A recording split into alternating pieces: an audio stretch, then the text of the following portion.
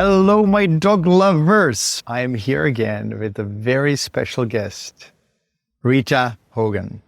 And Rita is one of the people that I have actually really close connection to, even though we don't know each other very well. We've seen each other once. My grandfather was a herbalist, and Rita is a herbalist for dogs. So not only you love herbs and plants, Rita, but you also love dogs, and that's what connects us. And I'm so glad to see you here today.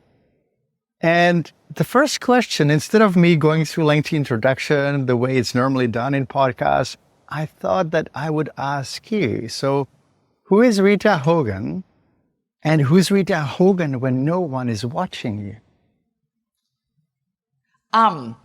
Well, Rita Hogan in the dog world is a clinical canine herbalist, and my life's work is about integrating holistic veterinary care and teaching veterinarians, vet techs, natural practitioners, and dog parents to understand plant language. That's who I am. That's my legacy. That's what I am working on, and to help use plants to heal, to help people heal cancer and nervous system disorders and anything that you can think of to help our veterinarians understand how to use them and how to integrate and have integrative care. That I think is the best of both worlds. So that's who I am. I've been doing it about 20 some years, over 20 years, and I probably will be doing it until my last breath. Never can tell, but I think so. And I think that who Rita Hogan is when no one's around is definitely an advocate for the all-natural world, the forests and animals and trees and the nervous system of our planet. I'm all about the nervous system, and I think it's the most important system, and the nervous system of our planet is in need. So I'm definitely that person. I would say I'm a 90-10, 90% walk everything I say and 10% human struggle, right? That's about it. And it's very nice to see and hear that someone is honest, because that's everyone is a persona. And I think that I really appreciate you for actually being you throughout. And I know that this question was kind of different, but I always am interested in how people see themselves beside being in that kind of realm of their work and their practice and so on. And as I can see, it actually connects anyway, because, you have appreciation for nature, you have appreciation for natural healing and herbs and the power of nature. So what were the earliest seeds of your connection with animals and plants? Thinking of plants and animals, very different realm in a way, but they're connected. So what were the earliest seeds of the connection? My earliest experiences with my father when I was a little girl on our farm. He would use plants with our animals, chickens, pigs, cows, bulls, horses. We had lots of horses. We had ponies, like 23 ponies. And 23 ponies. 23 ponies, like that I can remember. I think it's 23. Don't quote me, but between 20 and 23. I know there was at least 20. And, he wasn't an herbalist, but he was from Germany, and he just knew what plants to use. He knew my grandfather came over here from Germany, and he knew what plants to use. And he would just tell me to go in the field and get that little red plant that has the fuzzy leaves and blah, blah, blah, and hope that I would find it. He was an amputee, so he only had half a foot. So, and he was fine. He would limp all over the farm. He had this little wooden piece of his foot that he would shove in his shoe. And I remember exactly how he used to do this thing with his, he'd get the tube sock and fold it over and then put his boot on. And then, it was just such fascinating as a child. But I remember that. And so he would send me out, like, to the edge of the fields and stuff. Okay, it's over there on the right hand side. And I'd run and I'd bring the plants back, and he would give them to our animals, which was fascinating. I wish I would have paid more attention, but it planted the seed, and it took a while to grow. And I explored other modalities for a while in my 20s, and then like Ayurveda. But I went back to my Western roots in Upper Michigan, to those plants that are found in Europe and North America. And I found a great place there, very comfortable. and learning, couldn't learn all of them if I had 5 lifetimes. And then fast forward in my 30s, at the beginning of my 30s, I boarded dogs. I boarded dogs in the hills of Tennessee, kennel free. And I noticed just how sick they were. And that baseline of longevity was plummeting, right? It was just going down. And at that time, a 12-year-old was a geriatric, right? And I thought that was preposterous. I thought that was just insane. And because our dogs lived a long time when I grew up. My dog, Susie, lived till she was at least 24. And that was not abnormal back then. It wasn't even a conversation. And now, dogs are 8 and 9, 7, 8, 9, being referred to as geriatric and kind of normalizing that baseline of longevity and thriving, right? Not just living, but thriving. And I just noticed that they were sick. And so I started turning my human herbal practice, I turned it to canines. And one time someone asked me what I did. Like, what are you? What is all this? And I really didn't know what to say, Peter. And I was like, how do I explain this? I said, well, I'm a canine herbalist. And, I knew Julia de Berkeley-Levy was an animal herbalist and a human herbalist. And I knew a couple other people through books that were just working with herbs and plants like Barbara Foguer and people like that. But I only knew their books because the internet wasn't a thing then. And I just said, I'm a canine herbalist. And I kind of have stepped into that throughout the last 2 decades. And here I am teaching other people how to do canine herbalism. So was there a moment where you kind of thought, okay, I really want to work with dogs? Like, why dogs? Why dogs and why herbs in a way as opposed to other modalities? There are so many different modalities. So was it just the childhood or is there anything else? Is there personal experience that you've had with herbs or something that just kind of flipped the switch on and you kind of knew what your path is? Yeah.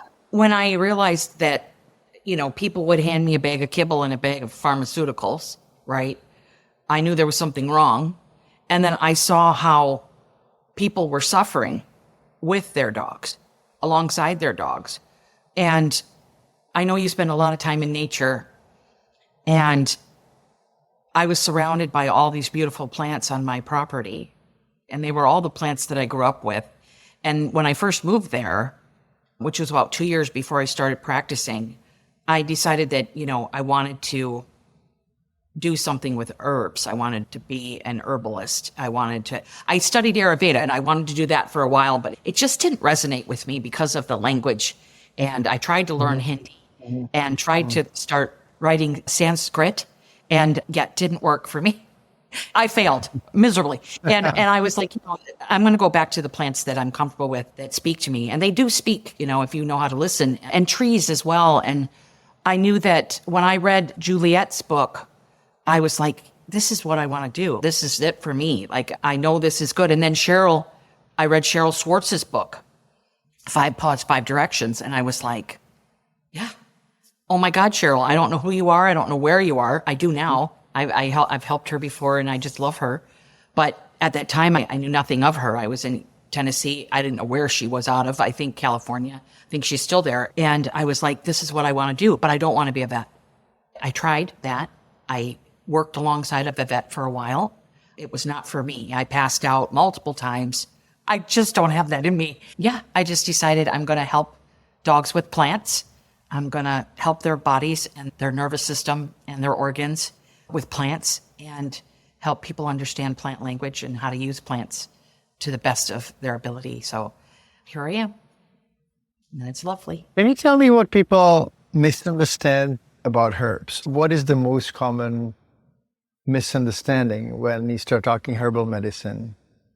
I think the biggest understanding is that people think very pharmaceutically about plants, like the 10 best herbs for your dog, arthritis. Turmeric is going to be at the top. I use turmeric because it's so popular. People know what it is, or ginger, right? They're both very warming. Ginger is much more warming than turmeric, and they're both drying. And if you give those herbs consistently to a dog that is already hot and dry, you are giving them at a detriment, and they will progressively make the dog worse. without someone knowing about it, even though they have the best of intention. And plants are individuals. My biggest thing is dogs are individuals. Here, hold on, Peter. Dogs are individuals, right? But plants are individuals, and we need to get to know those plants in a kind of a, like, look at their resume and see if they actually can be of service to our dogs based on our dog's individual characteristics. So helping people understand dogs as individuals and plants and how they come together, and that plants work on a system of opposites. And a lot of people don't realize that. You know, if you are too warm, you want to cool. And if you're too cool, you want to warm. And then there's more advanced issues. It's not this for that, but it is that we have to very carefully assess the patient. So walk me through how you actually work with the dog from start to finish. Like, what do you do? Let's say that someone will book a consultation or will want your advice. What can people expect? Well, the first thing I do is of course, I have a questionnaire, and I look at their medical records, who their vet is, what type of medicines they've received in the past, especially looking at antibiotics, immune system suppressants, Apoquel, things that confuse the system, right? That override the system. Because, pharmaceuticals they push, they're a hammer. And so I need to know, like, what state of affairs we're dealing with. But with all dogs, I start working with the nervous system first. It's the thing that regulates everything. One of the things about you, Peter, that I absolutely love is that you take these beautiful photos of you and your dog in nature, in the calming down and regenerating your nervous system through nature. And we need to do more of that, because dogs are meant to enjoy the outside. They're meant to be outside. They want to be outside.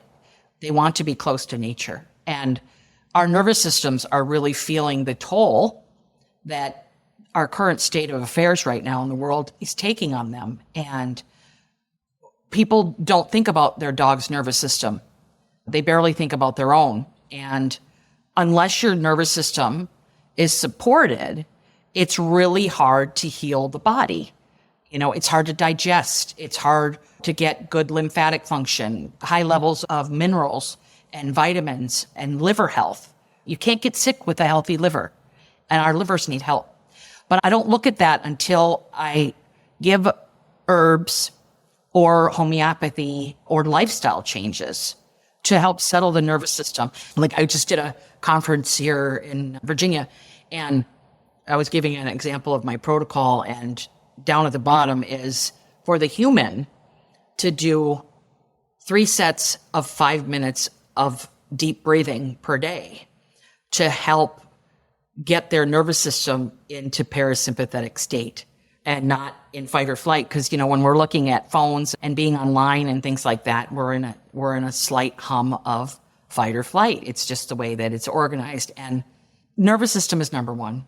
And then I look at the lymphatic health. So you said that you first kind of look at their stress level and their medical history and all that, and then you start kind of assessing what they need or what plans you would be able to give them, correct? Yeah, I give them something for the nervous system, and then I usually will help the person calm down as well. Most of our dog's stress is human stress. So I help settle the nervous system, and then I look at the lymphatic health after that. And then I usually most dogs' lymphatics are stagnant unless they get, good exercise every day, which most American dogs do not. So we use herbs, acupressure, massage to help get the lymphatics flowing so that the liver can be supported with those fat-soluble vitamins and get rid of a lot of those fat-soluble toxins, and most toxins are fat-soluble. So the lymphatics is playing a much bigger role today. And so we, bring kind of light to that for a couple of weeks. And then we'll be working with the nervous system still, and then the lymphatic system for about a month. And then we'll start working with the liver. We'll add an herb or two in with the liver. And then, once the liver starts to get online and starts to get supported, then we can look at the digestion and the microbiome and make some changes to the diet if we need to. I don't usually change the diet until the liver, the lymph, and the nervous system have calmed down and are being supported because, you can give the best diet, but if a dog isn't absorbing it or digesting correctly, a lot of it goes out. Skin issues are a lot of liver and muscle and fascia and lymphatic and digestive problems, just not, those elimination organs aren't working correctly. So I want to make sure that we're doing that before we start changing the diet. And then I will change the diet and start working on the microbiome. So that's about 2 months. And then I will start working on the problem that we have. And usually that problem that I'm working with is a lot less once we get to dealing with those systems. And most of the herbs that I use for dealing with the nervous system, the lymphatics, and the liver and the gut have a good impact on the kidney. So I don't really draw attention to that unless we're dealing with something specifically kidney, which I would deal with in step 5. So it's kind of like a little 5-stepper. And the thing is that I realized I didn't always work this way. And I realized, one, when I got energetics and I realized about plant language, which was a long time ago, but I still was doing protocols way back when I boarded dogs. I realized that component and it blew my mind and made my protocols so much more successful. And then when I realized the nervous system and the lymph component, that just brought it up exponentially. Less time on the plants themselves and just better outcomes, much better outcomes. Stress is so detrimental, the emotional Stress component. and inflammation, absolutely. Stress and inflammation. It just the two killers. Stress affects so much, and our dogs are stressed. So if we're stressed, our dogs are stressed, and that's another thing. That's what I absolutely adore about you, Peter, is that you are really a shining example where you're putting your energy and your relationship with your dog's relationship with you, and your past dog relationship with you, the connection that you have, is just a beautiful example of the calmness that can be achieved through mutual communication and a more stabilized nervous system. I do my best. I'm not always successful, but I was just saying the other day how much I recognize whether I'm under stress or not just by looking at my dog. And as he grows older, he's now 6. He turned 6 in May.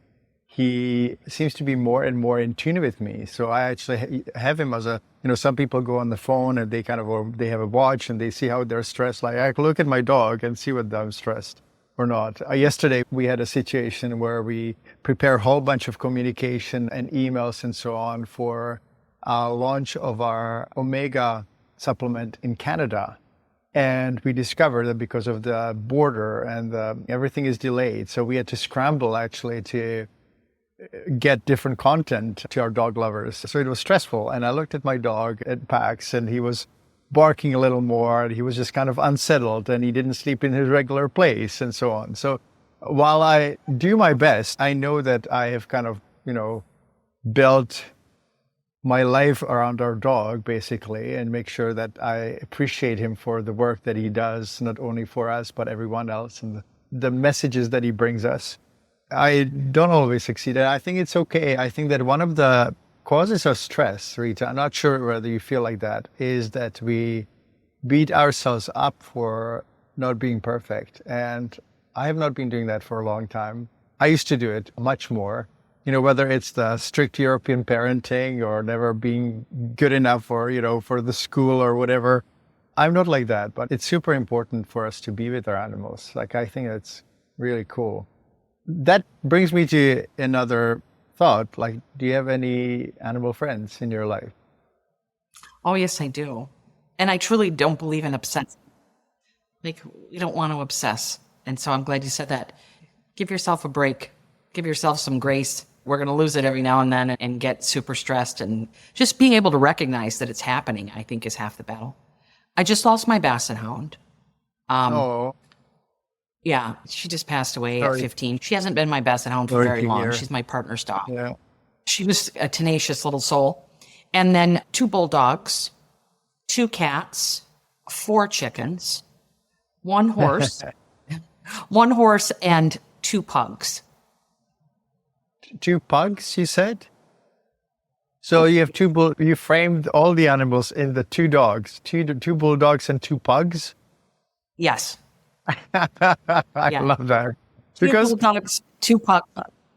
it is so cool because you have that whole menagerie and you just frame them with the two dogs and 2 dogs. So do the 4 dogs actually guard the rest of them, or they're kind of in charge of them? The 2 bulldogs and the 2 pugs do not get along.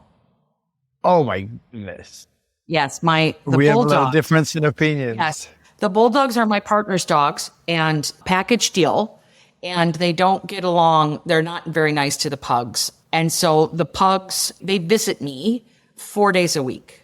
They are with my niece, Bree, who works for me, and she brings them to work 4 days a week. And then they stay on the weekends a lot of times, but we keep them separate from the bulldogs. The bulldogs are the bulldogs, you know. Gertie and Wheezy are the bulldogs, and Figgy Nubbins and Ronan are the pugs. I am a pug person. I'm a pug person. If you take an X-ray, you're going to see a pug right here. And I love pugs. But the dogs are the dogs, and they're good and very unique, all 4 of them. And then I have 2 wonderful, wonderful cats, Peter. I have turned into an absolutely crazy cat lady. These cats have changed my life. I absolutely love them. Oscar and Carl. I got them 2 years ago, and they go outside on their leashes, and we play in the yard together, and the chickens kind of torture them a little bit. And the chickens, Bonnie and Clyde, Polly and Netta, they are lovely. They are wonderful, absolutely wonderful. I absolutely love them. Netta will watch TV. She just sit with you and watch TV, and she likes to be rocked to sleep. And all the dogs and cats and chickens are getting along, which is amazing. Like, my bulldogs will get along fine with the chickens, just not the pugs. And so they're girls. And then my horse lives about 3 minutes away. I see. When I graduated, I worked with horses initially. Like, horses were my everything in the teenage years, and then kind of gradually transitioned to dogs. I think in Canada, I had 2 cats as well. I am a dog person in heart. I must say that, you know, dogs are just like epitome of everything that I'd like to be in so many ways. Like, they're direct communication in so many ways. They're, you know whether a dog likes another dog or not, and, you know, and they have the dynamic, but they just such good communicators. And also the fact that they care and empathize with us humans is just like beyond me. Like, we had an interesting situation just a couple of days ago where we went to a lake, and I jumped in the lake, and Pax has a habit of trying to rescue me and herd me to the shore when the water is deep, not when it's shallow, only when it's deep. So he started herding me back and barking, and I didn't like him to make noise, but at the same time, it was just so sweet to see that he worries about me, at least someone, I said. But of course, there are also some anti-dog people on the shore. They start bitching and complaining, and I apologize, and then I was lectured and all that stuff. So it's never boring with dogs, for sure. But let's go back to herbs. And you were saying the liver, the nervous system, the lymphatic system. I really love the part that you are addressing the lymphatic system, because obviously that's the cleaning, that's the sewage system of the body in a way, like that's the cleansing system. And so many people, so many of us kind of forget about it. So is there a plant that has surprised you in the way how it cares for the lymphatic system, or the liver, or the nervous system? Yeah, there's so many, Peter. But for the lymphatic system, if a dog is more on the cool side, I really like calendula. And calendula is one of those herbs that works with the liver, the lymph, the gut. You know, it's a wound healer.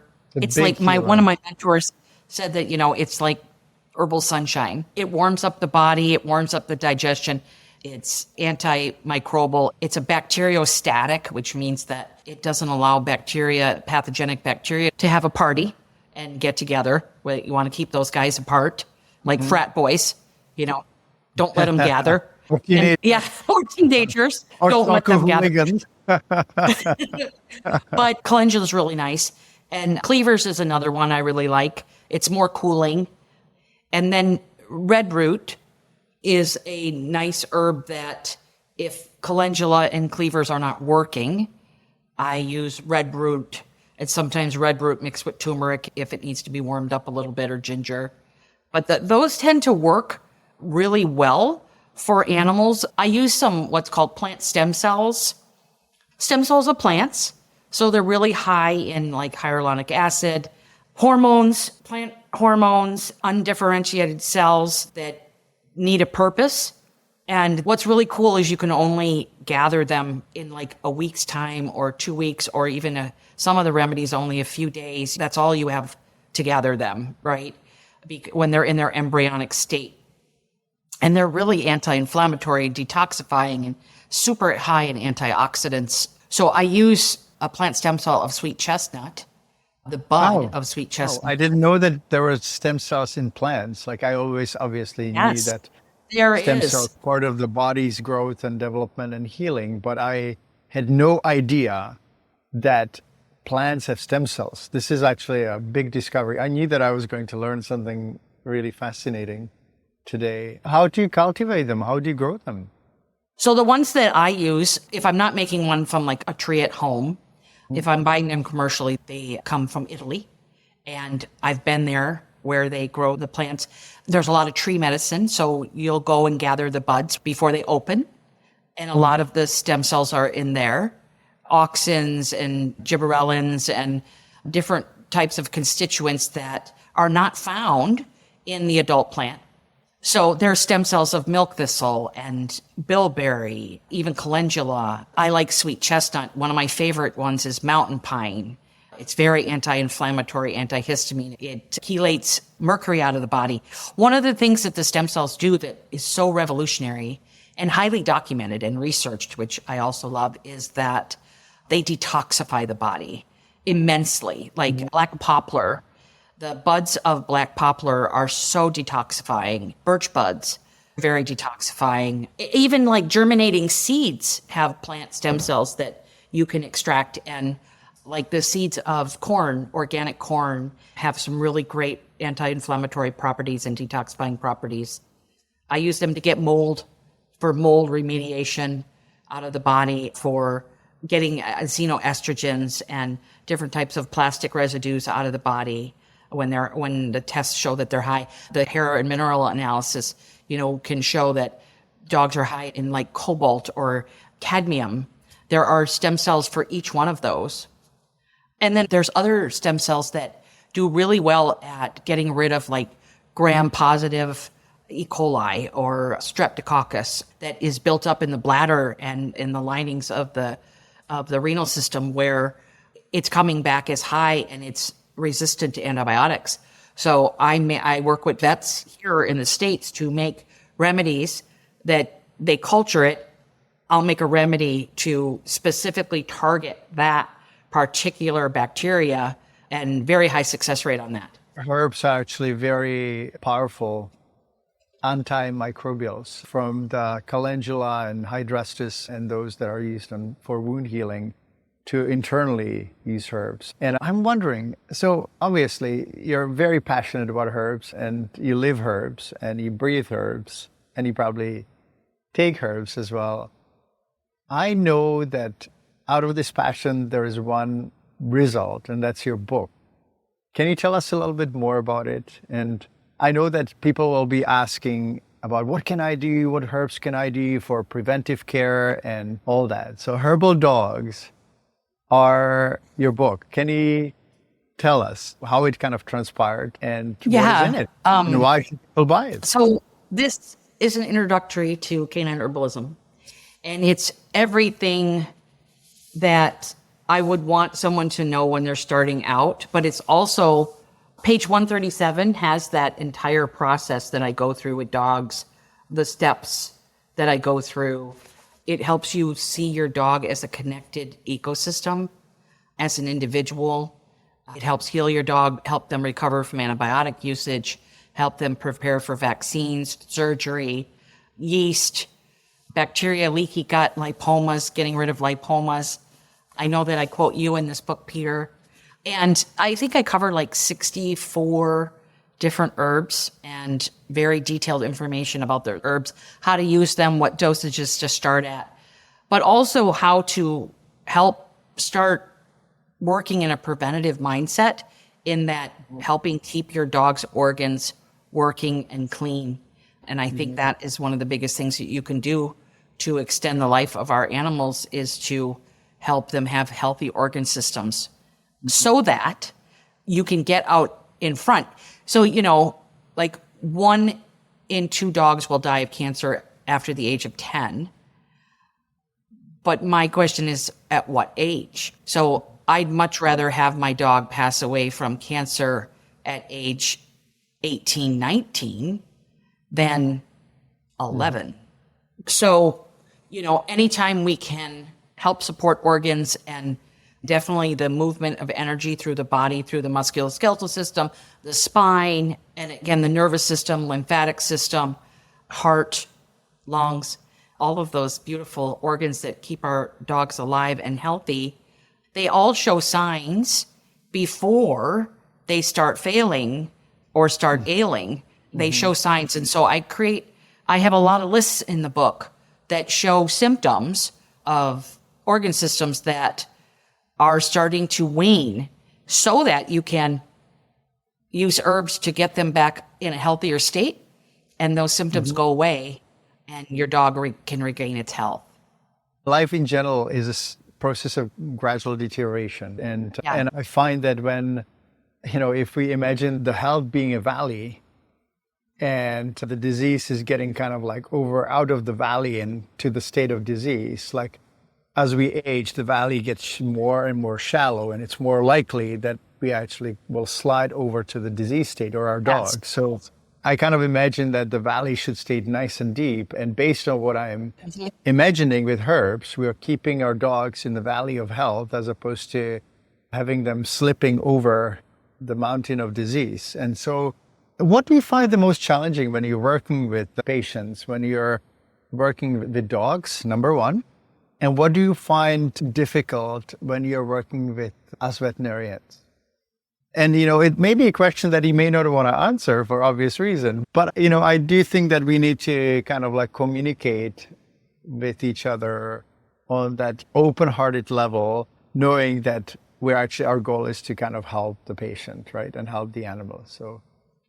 Yeah. With people, I think the biggest obstacle to using herbs is patience, or patience in so many facets of, I know a lot of people that if they see like one weird poo, they will stop. And, you're not going to get through holistic healing without some weird droppings coming out of your dog. Cleansing reactions or whatever else it is. Yes. Right? And a lot of people don't realize that dogs have this wonderful ability to cover anything in mucus, right? Their guts do it automatically when something is irritating, and they cover it in mucus, right? So that could be something that the body needs to get rid of, or it could be something that just isn't working out. But we need to be patient. And so I wrote my book with a list of expectations, where this is what you should expect when you're using herbs, so that it doesn't seem abnormal. But, we have been conditioned so that we have pharmaceutical mindsets where everything should happen yesterday.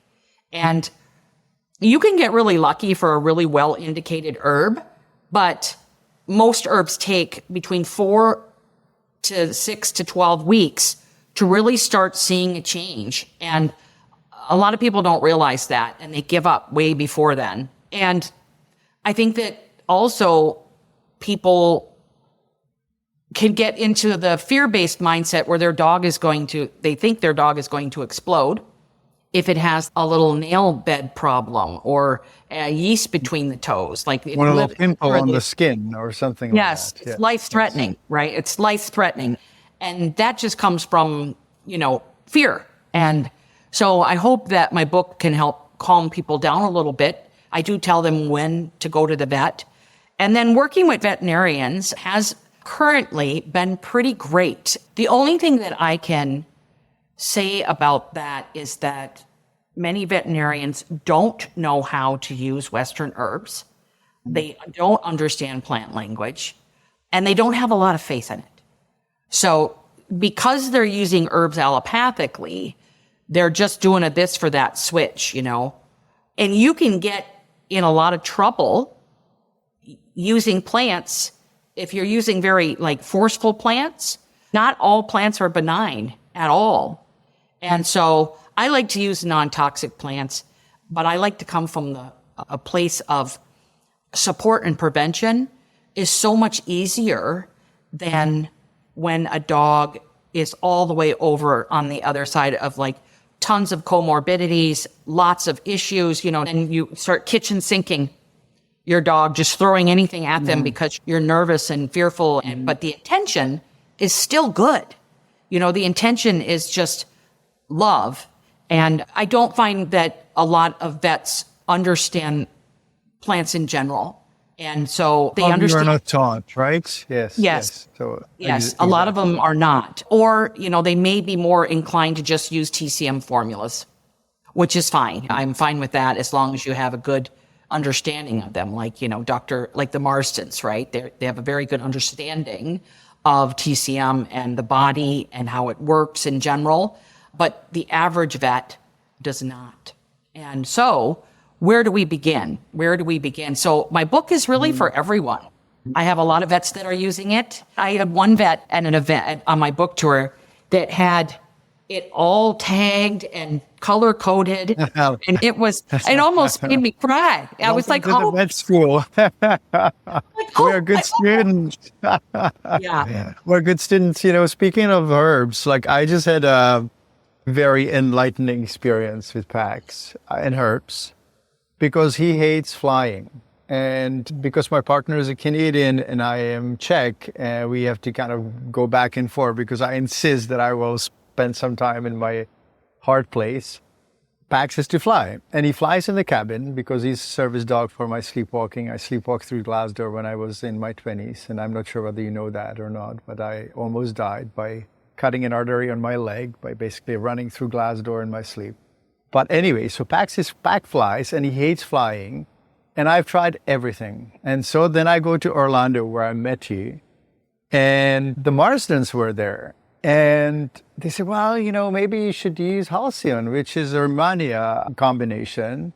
And sure enough, they were all sold out. So then I was just kind of scrambling. And one of my dear team member, Emma, she bought the supplement before. And so she gave it to me for Pax's flying. Yeah. And on July 4th, on the Independence Day, we flew back to Canada, and Pax was absolutely fine in the flight. It was like my best flight ever. And this was the time when I really kind of thought, okay, herbs are amazing. And I've always known that, and I've always respected them.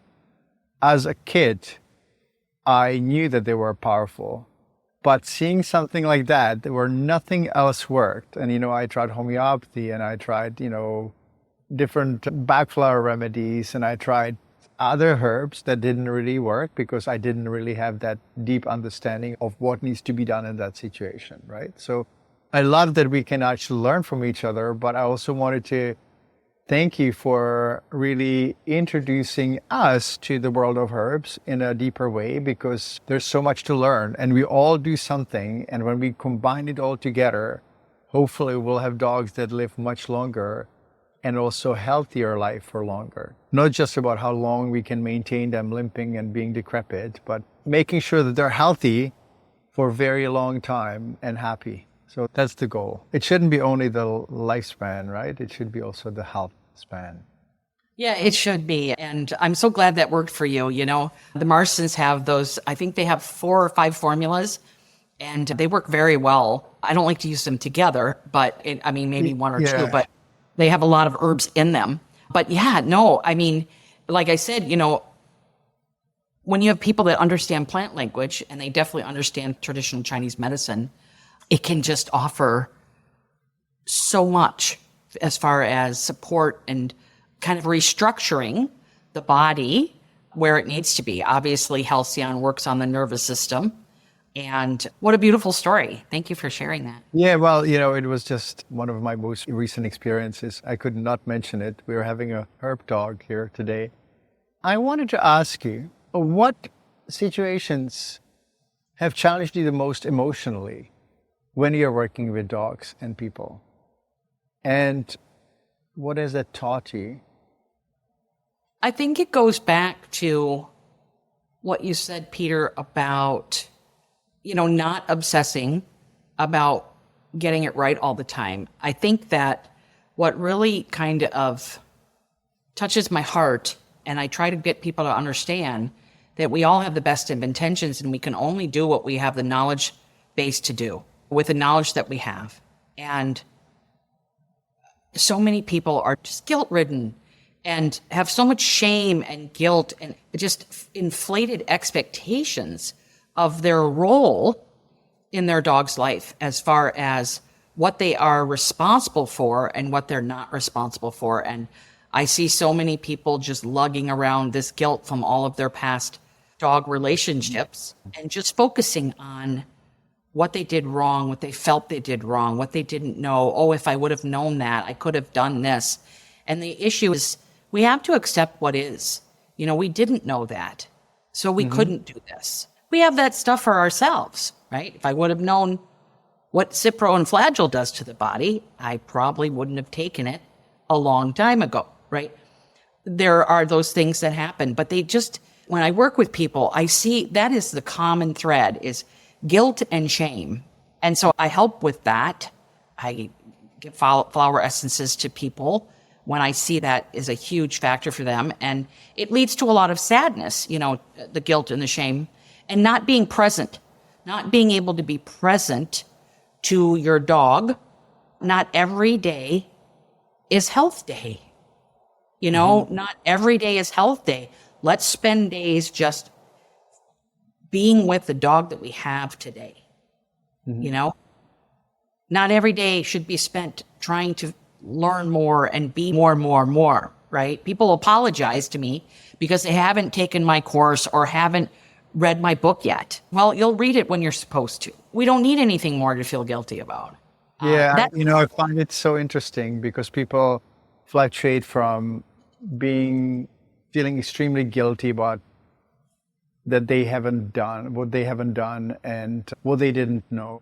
And at the same time, there's the other group that is actually doing very little and doesn't learn at all. Like, I find that those two extremes are almost more common than the middle of the run, where people just go, okay, I'm going to continue learning and we'll just kind of do my best, but I will not always succeed. I find that the clients that I've seen, they were kind of almost the two groups, like the ones that were trying too hard and the ones who didn't try much at all. And so it's like, how do we kind of blend it all together? I don't know. But I do have obviously I've dealt with the same situation of many clients and dog lovers and pet lovers feeling guilty about what they've done or haven't done and they didn't know. And now imagine what healers like you and I do. Like, we continuously learn for all these years. And 10, 20 years ago, we didn't know certain things that we now know. So we just can't blame ourselves for not knowing. But as soon as we learn, I feel we have a really strong obligation to pass the information on and stop doing what we were doing before if we know that it's harmful. And I find that really difficult on veterinary medicine. Sometimes, the loans and mortgages and the stress and running the clinic and so on are so important that people are actually unwilling to change because of all those other pressures. And that's something that I find really frustrating, and hoping that as we progress, that it's going to be less and less. But what happens when you can help a dog? Like, we all have limitations. Like, how do you deal with that? And how do you feel? When I can't help one? Yeah. I've been there as well. Like, and toward the end of lifespan, we face that. We can't help everyone. No. There's lots of dogs that I can't see. Like, I'm not doing consults this year because of my book tour. I have a subscription, question and answer group that I try to coach people with. But when I can't help a dog, I usually try to refer them out to someone I think that can. But if it's a dog in general that I'm not having any luck with, and that like my stuff, everything that I know is not working, sometimes it's hard, right? But I tend to just accept what is. Again, I know that I was meant for some purpose in that dog's life and in that person's life. But, well, here's an example. I had a dear client contact me about their dog's death. And, the dog was doing really well for years, right? And the protocol fluctuated. And I believe she was 16. So, and it was a large dog, weighed about 65 pounds, 16 years old, and was just devastated when the herb stopped working. And some dogs are just at the end of their life. I mean, life and death, we're born and we die. And right now in this world today, a 16-year-old large dog is actually quite a success. I don't want to be saying that, but it is true, right? I would like a 20-year-old dog, but it is a success. And I don't think that any amount of time that we have with our dogs is enough. If you said, oh, I just want one more day, you'd want another day. Want another day, right? If I could have another day with my Frances, my heart pug, she's everything to me. She was everything to me, my best friend of all time. And if I could have one more day with her, I know that by the end of that day, I'd want one more day. It wouldn't be enough. It wouldn't be enough. And sometimes our dogs die. And even with the best of efforts, the best of care, the best of food, they pass away. And it's hard to look inside a dog without spending $30,000. It's hard to look inside a dog. And even if we can do an MRI, it's not going to see everything. There's things that are going on in the body that we can't see. And a lot of times when we get these dogs into our care, when I'm helping a dog, building an herbal protocol for certain organ support, I don't know what their window is. Especially these dogs that have cancer, you don't know what their window is. What I can hope for is that herbs can widen the window, widen that time that they are here with us and thriving. And that's all I can ask for when you don't know what you don't know, that you don't even know it. Right? Life is a terminal disease, Rita. Life is a terminal disease. I don't really know where I got it from, but I really remember it. And there is nothing that we can do about it unless some sort of smart person or AI comes up with an eternal life. But then I think that we would still live in fear and kind of terror because, if you can live forever or if our dogs could live forever, we'd be even more terrified of getting into an accident. I don't know if I'd want to live forever, Well, I think that I'd love to live 300-400 years would be great. Oh yeah, I wouldn't mind living 300 years. That would be kind of fun. Yeah. But you said you dealt with horses, right? Yeah. I have a joke about horses. Horses are born and spend every day after that trying to die. That's what Oh no. But also, I think they're the born herbalist, all animals. What do you think of animals knowing what herbs and what plants to actually eat? What do you think about that? I think that many animals can self-select for themselves. I also know many animals that have eaten stuff and died. There's that. I've known chickens that have eaten poison hemlock. I've known, highly domesticated dogs that are unable to choose or understand, in my opinion, except for things like I do believe that they can choose essential oils because of the high aromatics that they give off. I do believe that my horse, he's amazing. He'll eat the dandelions in the spring. He eats the plants that are there. I'll see him chomp on it. And then, he'll eat them for a few, I would say a week to two, and then he'll stop. I'm not interested in those anymore. He's had his fill. And there's so many nuances that are going on that we will never know about, right? We will never know. I do believe that plants and animals can communicate with each other. I think that plants communicate with their environment. We know that trees do. I mean, and monkeys so many self-selection research projects have been done with like animals in the forests and the jungles of, monkeys that will eat one plant to cure themselves of this, but they're toxic. So then they have to go and eat the antidote. And I see. Wow. yeah, Amazing. but the That's antidote is incredible. always usually around the poisonous plant. The antidote is always usually there, like growing near it, and which I find absolutely fascinating. So, Wow. yeah, it's interesting. I do believe into it to a varied extent. Absolutely. I also believe that we have domesticated our dogs so much and, bred them so much that we have bred a lot of the wild out of them. I do believe that as well. And especially the dog breeding with poor diets and polymorphisms and different genetic expressions that are being bred into dogs. Dogs have been the biggest genetic experiment of all time. I do believe that does take a toll, for sure.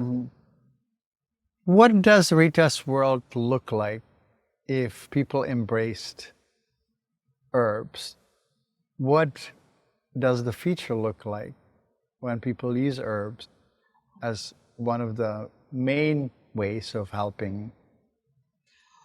Well, if Rita could have her ideal usage of herbs, it would be seasonal, using herbs in spring, summer, fall, winter to support those organ systems that govern those seasons. And not having so much fear, learning how to read the body, learning about the energies in the body, meridians, spinal cord, all of the movement, the fascia, the stored trauma in the fascia, and learning about, they would use herbs and flower essences to help balance that out so that they could take some of that natural medicine back into their own hands and work alongside their veterinarian and take some of their power back. As far as, because a lot of people don't, we really have been conditioned that we cannot take care of ourselves and we cannot feed or take care of our animals without quite a bit of assistance. And I just don't believe that to be true. It's so interesting you're saying that, because before you kind of started painting your world, I thought how we were talking about dogs kind of losing some of their ability to kind of like be wild and choose herbs and so on. I find that dogs also have lost the ability to, let's say, walk on the street safely or something like that in the Western world. And now you're describing that we've lost the ability as humans to kind of rely on our own kind of knowledge and wisdom to be there for dogs. And this is where we connect, you and I, because I so much believe in empowerment of people for, making sure that if you go to a veterinarian, if you come to see me, you should be equipped by knowledge to know and understand what questions to ask, like what makes sense, what doesn't make sense, have a basic knowledge of how the body works and that there are some alternatives and so on, and really ask questions. And I find that so many people somehow kind of shrink down when they come to the veterinary office. And I've seen that in myself when I go and see a doctor. I may ask the questions that I need to ask, but I feel a little like, I shouldn't be asking, I don't want to upset anyone and so on. So it is a reminder for all of us that we really need to empower ourselves with knowledge. And part of the knowledge is your herbalism and your book, Herbal Dog. And just generally, like, keep learning, but at the same time, not to try to use everything, right? And be patient. Like I always tell my clients and also my friends, because, they come for dog advice and so on, you have to give things time. And nothing happens overnight. It's like we want everything overnight. We want our life to become abundant overnight. We want to become healthy again overnight, and our dogs too. And that doesn't really work. So we have to put the work in. And I'm so glad that you put the work in writing a beautiful book on herbs. And I'm so grateful that we could spend time together here. Thank you so much for coming. And I hope that you'll give all your creatures a hug for me. I will, for sure. Yeah, safe travels. I know that you're traveling right now. And we will see each other in Mallorca in the fall. Yes, we will. For I'm everyone excited about that. who is in Europe or wants to travel to Europe, there is a conference in Mallorca. And Rita, you probably know more details than I do. So do you know the dates? Yes, I have my trusty calendar right here. It is on October, I believe, October 17th and 18th. And it's organized by the British Raw Feeding Veterinary Society. Veterinary Yeah. Society. I was close.